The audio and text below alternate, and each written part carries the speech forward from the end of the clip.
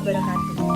Izin memperkenalkan diri, saya Olivia Priska Namora dengan nomor induk mahasiswa P05150120032 dari jurusan Analis Kesehatan Poltekkes Kemenkes Bengkulu tingkat 1A dengan dosen pembimbing Bunda Sunita RS SKM MSc.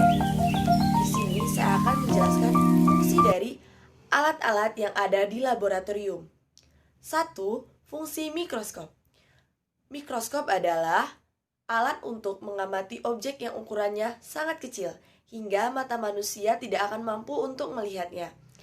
2. Alat plebotomi. Fungsinya untuk mengambil darah kapiler dan pena, dapat dilakukan sebagai terapi pengobatan, misalnya pada orang yang mengalami kelebihan sel darah merah atau zat besi dalam darah. Yang ketiga ada fungsi urin analyzer. Alat ini adalah untuk mendapatkan hasil pemeriksaan urin dengan akurat.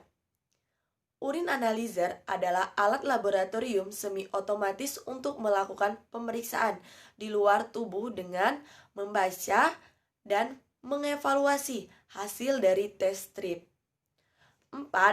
Ada inkubator laboratorium.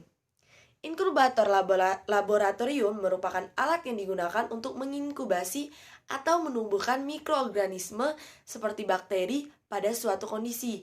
Terdapat beberapa kondisi yang diatur di dalamnya, seperti kelembapan, suhu udara, dan berbagai hal lainnya yang dapat memberikan pengaruh terhadap pertumbuhan mikroorganisme.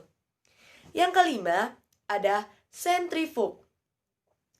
Sentrifug digunakan untuk memisahkan partikel organel yang larut sehingga membentuk endapan yang terpisah berdasarkan perbedaan massa jenis dari partikel pembentuk larutan tersebut. Yang keenam ada hemometer superior atau hemoglobinometer. Alat ini adalah instrumen laboratorium untuk menentukan kadar hemoglobin dalam darah berdasarkan satuan warna. Yang ketujuh ada alat hemositometer atau hemositometer asisten Germani adalah suatu alat dengan fungsi digunakan melakukan perhitungan sel secara cepat dan dapat digunakan untuk konsentrasi sel yang rendah. Yang kedelapan ada fungsi lamina airflow. Lamina airflow digunakan sebagai meja kerja steril untuk kegiatan inkulasi atau penanaman. Yang kesembilan ada fungsi autoklaf. Dalam dunia medis sangat membantu dalam membunuh sebuah mikroorganisme. Nah, yang ke-10 ada mesin untuk mengiris spesimen biologi. Mikrotom menjadi bagian yang sangat tipis untuk pemeriksaan mikroskop. Beberapa mikrotom menggunakan pisau baja untuk digunakan untuk mempersiapkan syayatan jaringan hewan atau tumbuhan dalam histologi. Yang ke-11 ada timbangan analitik. Timbangan atau analitik atau juga sering disebut neraca analitik adalah salah satu alat laboratorium yang digunakan untuk menimbang massa sejumlah bahan kimia hingga ukuran miligram. Yang ke-12 ada fungsi hot plate. Fungsi hot plate ada dua. Pertama, untuk memanaskan larutan yang mudah terbakar.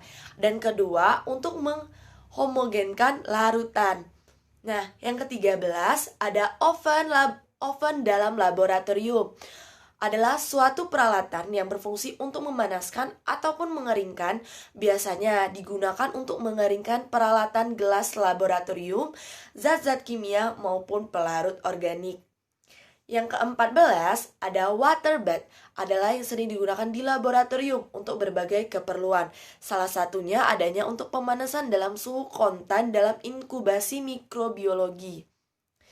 Yang ke-15 ada spektrofotometer.